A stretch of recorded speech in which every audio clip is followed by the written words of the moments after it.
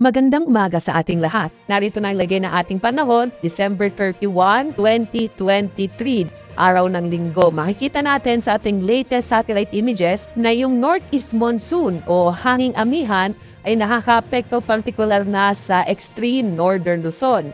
Ang easterlies naman o yung hangin nagmumula sa karagatang Pasipiko ay nakakaapekto partikular na sa nalabing bahagi ng ating bansa. Asahan pa rin natin na malaking tsansa na makapagpulan lalong-lalo na sa may bahagi ng Bicol region dulot nga ito na easterlies, habang sa ibang bahagi ng ating bansa generally ay inaasahan natin ay fair weather pero posible pa rin yung mga isolated rain showers and thunderstorms.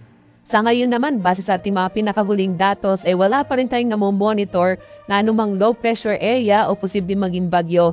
Posible nga ngayong unang linggo ng taong 2024, medyo malit yung tsansang magkaroon tayo ng bagyo. Kaya magandang balita ito, lalong-lalo na sa mga magsisibalikan sa kanilang mga trabaho, opisina o maging sa pag-aaral.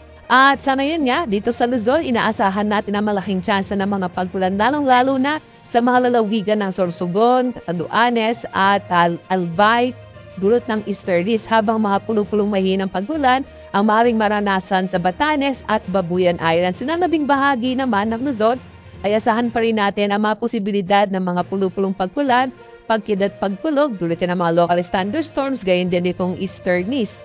Ito naman sa Kabisayaan, inaasahan din natin ang mga isolated rain showers and thunderstorms. Sa mga kababayan natin dyan sa Mindanao, asahan din natin generally fair weather pero posible ang mga thunderstorms. Magbibigay na update ating mga Regional Services Division sa bahagi ito ng ating bansa kapag meron tayong namabataan ng mga thunderstorms. Sa mga kababayan naman natin, lalong-lalo na yung mga tatawid ng karagatan ay sa ngayon, wala pa tayong nakataas na gale warning. Ibig sabihin, ligtas pa rin pumalaot ang mga sakyang pandagat at malinlit ng mga bangka sa mga baybayin ng ating bansa. Pero iba yung pag-iingat kapag meron tayong mga thunderstorms na maaaring biglang magpalakas ng alon ng ating mga karagatan.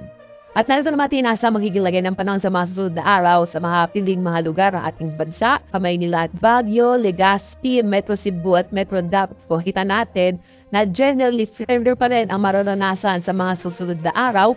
Posibleng lumakas ulit itong hanging amihan, kaya sa bahagi ng Maynila at Baguio City, asahan na mga posibilidad ng mga isolated light rays o yung mga usual na mga ambon nating nararanasan na hindi naman nagtatagal.